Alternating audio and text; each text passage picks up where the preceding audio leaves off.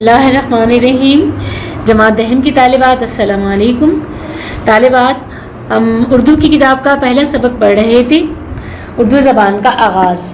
طالبات، ہم نے اس سبق کا پہلا حصہ پڑھا تھا جس میں ہم نے یہ پڑھا تھا کہ اردو زبان کا آغاز کہاں سے ہوا۔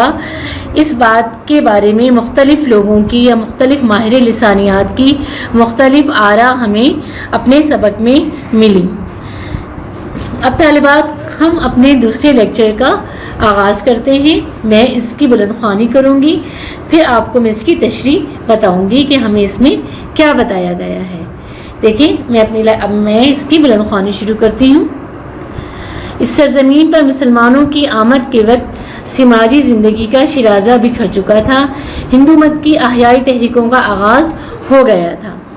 سیاسی صورتحال کے بگڑنے سے برصغیر کے مختلف علاقوں میں مضبوط سیاسی رشتہ قائم نہیں رہا تھا۔ معاشرتی زندگی بھی بکھر کر علاقائی تمدنوں کی صورت میں ابھرنے لگی تھی۔ اس کا فوری اثر زبانوں پر بھی ہوا۔ اس زمانے تک قدیم زبانوں کے خاندان قدیم ہند آریائی، وسطی ہند آریائی اور جدید ہند آریائی ادوار سے گزر چکے تھے۔ سنسکرت کی بالادستی ختم ہو چکی تھی اور سنسکرت کے بجائے پراکرتوں کا ظہور ہو چکا تھا۔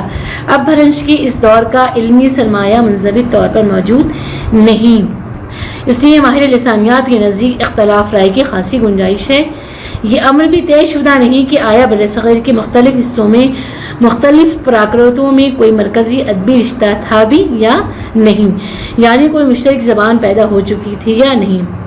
طالبات، جیسے کہ ہم لوگ پڑھ رہے ہیں کہ اردو زبان کا آغاز کہاں سے ہوا، تو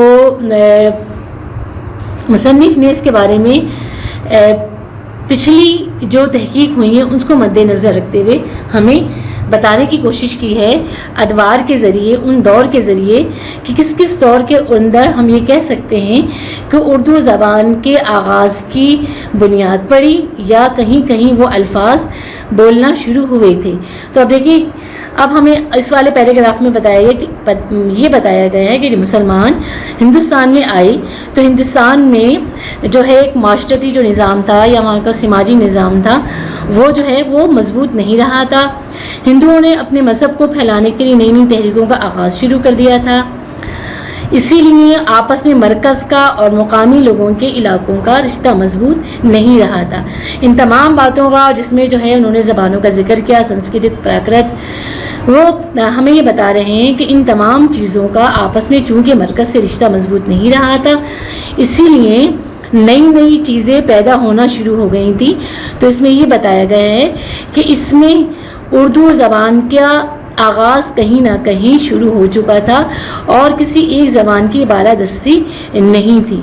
آگے دیکھیں، مسلمانوں کی آمد کے بعد جو نمونے دستیاب ہیں ان کے بارے میں حتمی طور پر یہ کہنا کہ ایک مشترک زبان ہی کے پارے ہیں خاصا مشکل ہے۔ اگر ہم سیاسی اور سماجی تاریخ کو پیش نظر رکھیں تو یہ قیاس کچھ ایسا غلط نہیں کہ مرکزی سیاسی حیت حاکمہ کے خاتمے کی وجہ سے مسلمانوں کی آمد سے کچھ ہی پیشتر مختلف علاقوں میں علیحدگی کے دلانات غالب تھے، اسی لیے کسی ایک مشترک زبان کی موجودگی کا امکان کم ہے۔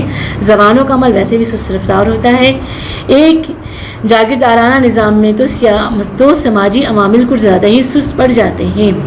چنانچہ زبانوں کے ارتقاء میں یہ خیال کہ مسلمانوں کی آمد کے فوراً بعد مرکزی سیاسی نظم و نسق سے زیر اہتمام مشترک زبان کا خمیر فوراً تیار ہو گیا ہوگا، کسی طرح صحیح نہیں۔ مسلمانوں کا شمالی ہندوستان میں باقاعدہ اقتدار غزنوی خاندان کے پاس سے ہوتا ہے۔ خاندان غلامہ کے زمانے میں کسی وقت مشترک زبان کا ظہور خلاف امکان نہیں۔ زبان کا مشترک حیبلہ قیاساً تغلق دور سے شمار کیا جا سکتا ہے۔ طالبات، اب ہمیں یہ بتایا گیا ہے کہ جب زبانوں کی ابتدا ہو یا آغاز ہو تو ایک دم سے کوئی زبان جو ہے وہ اہمیت اختیار نہیں کر پاتی، اس کو بہت کچھ وقت لگتا ہے۔ کچھ چیزیں اس کے اندر سیاسی، سماجی، معاشرتی یا ہم کہیں کہ فوجی، یہ تمام چیزیں کسی زبان کے بننے میں یا دیر سے بننے میں یہ تمام چیزیں عمل دخل رکھتی ہیں کہ مرکز میں کون سی زبان بولی جاتی ہے یا اس کے آس پاس کے علاقوں میں کون سی زبان بولی جاتی ہے، یا ادبی لحاظ سے کون سی زبان جو ہے وہ مضبوط ہوتی ہے۔ تو اس کے بارے میں تمام چیزوں کے بارے میں کہا گیا ہے کہ اردو زبان کے بولنے کا جو عمل تھا وہ اتنا سست کیوں تھا، یہ وجوہات ہمیں اس پیراگراف میں بتائی گئی ہیں۔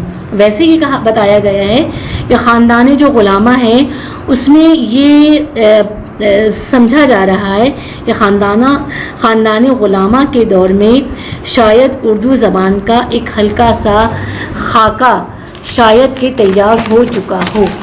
آگے دیکھیں طالبات، اردو کے ظہور کی سست رفتاری کا ایک سبب یہ بھی ہے کہ نو واردوں میں ایک طویل مدت تک وسط ایشیائی زبانیں اظہار و بیان کا ذریعہ تھیں۔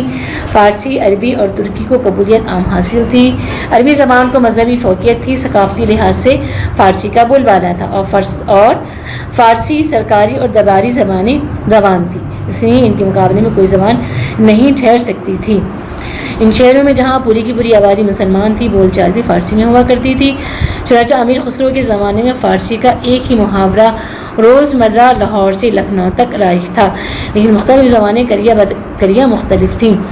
اردو کے بدیر عالم وجود میں آنے کا سبب یہ بھی ہو سکتا ہے کہ ہندوؤں کا ذات پات کی تمیز بہت تھی، وہ علیحدگی پسند تھے، اس لیے لسانی عمل جسے فطری حالات میں نسبتاً تیز ہونا چاہیے تھا کچھ اور بھی مدھم رہا۔ تاہم خسرو کے زمانے تک نوواردوں کی تیسری نسل پیدا ہو چکی تھی جو پیدائشی طور پر مقامی تھی اور جس کے یہاں فارسی کے علاوہ بھی مختلف زبانوں کے بول چال کا بھی رواج تھا۔ اس میں ہندوی ایک ثانوی بولی کے طور پر ضرور مستعمل تھی۔ ان مقامی مسلمان باشندوں کے طفیل 14ویں صدی عیسوی میں مقامی اور فارسی زبانوں کے درمیان اثر و رسوخ کے آثار نمایاں ہونے لگے تھے۔ تغلق دور تک پہنچتے مقامی زبانوں کا چلن کچھ زیادہ ہوا۔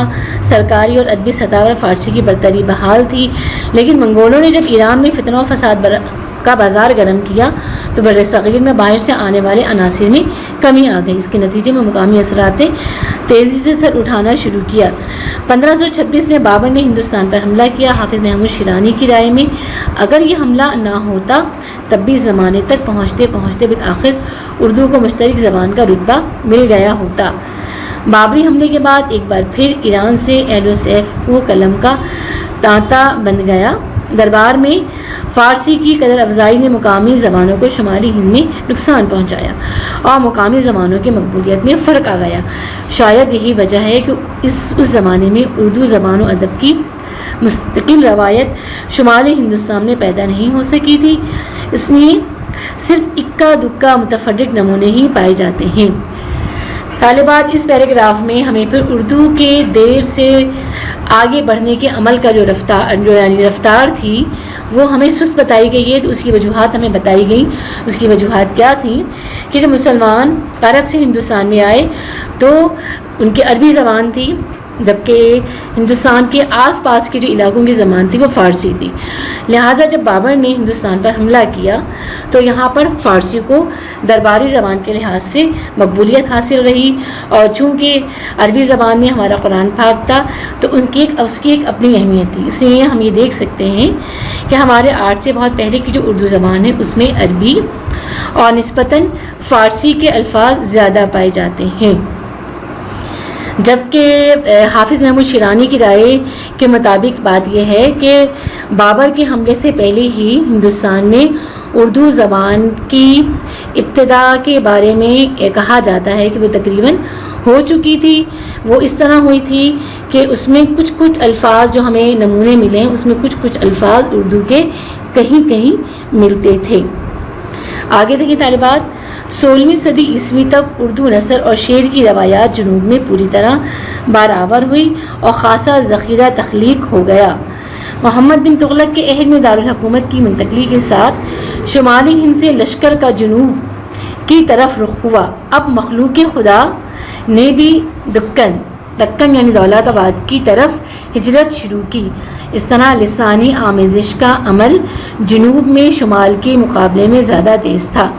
جنوب میں صوفیہ کرام کو تبلیغ کا عمدہ علاقہ ہاتھ لگا، چنانچہ اردو ادب کو صوفیاء کرام میں تصانیف سے مالا مال کیا۔ پھر کچھ عرصے بعد درباری سرپرستی سے اردو شعراء ادب میں دکنی روایت پھلی پھولی اور ادب کے ارتقاء کا اہم دور بن گئی۔ طالبات، ہم نے جو اپنا یہ جو پیراگراف پڑھا ہے اس میں ہمیں 15ویں سے 16ویں صدی میں ہم داخل ہو گئے ہیں، جس میں یہ بتایا گیا کہ جس طرح چونکہ آپ کو پتہ ہے کہ پہلے جو ہے وہ درباری نظام تھا، درباری نظام میں جو بھی زبان ہوا کرتی تھی اس کو جو ایک خاص قسم کی مقبولیت حاصل ہوتی تھی۔ تو بتایا یہ ہے کہ جب دلی سے دکن کے اندر مرکز کی ہجرت شروع کی، وہاں پہ مرکز کو قائم کیا گیا، تو اس علاقے میں اردو کو جو ہم نے اپنے پہلے حصے میں پڑھا تھا کہ یہ بھی کہا جاتا ہے، یعنی کہ یہ بھی ایک رائے قائم ہے کہ شاید دکن کا علاقہ ہے جہاں سے اردو زبان کا آغاز ہوا۔ وہ اسی بات کا ثبوت ہے کہ جب دلی سے دکن کی طرف ہجرت کی گئی تو اس علاقے میں تبلیغی جو یعنی صوفیہ کرام نے تبلیغ کا سلسلہ شروع کیا تھا وہ بھی ایک عمل دخل تھا، اور دہلی سے دکن کی طرف آئی وہ بھی ایک عمل دخل تھا کہ یہاں پہ اردو ادب کے نمونے ہمیں زیادہ پائے جاتے ہیں۔ طالبات، اب ہم اپنے اگلے لیکچر کے اندر اس سبق کو مزید اختتام تک پہنچائیں گے۔ جب تک آپ اس سبق کی خوب اچھی طریقے سے ریڈنگ کیجیے گا، اور اگلے لیکچر تک کے لیے اللہ حافظ۔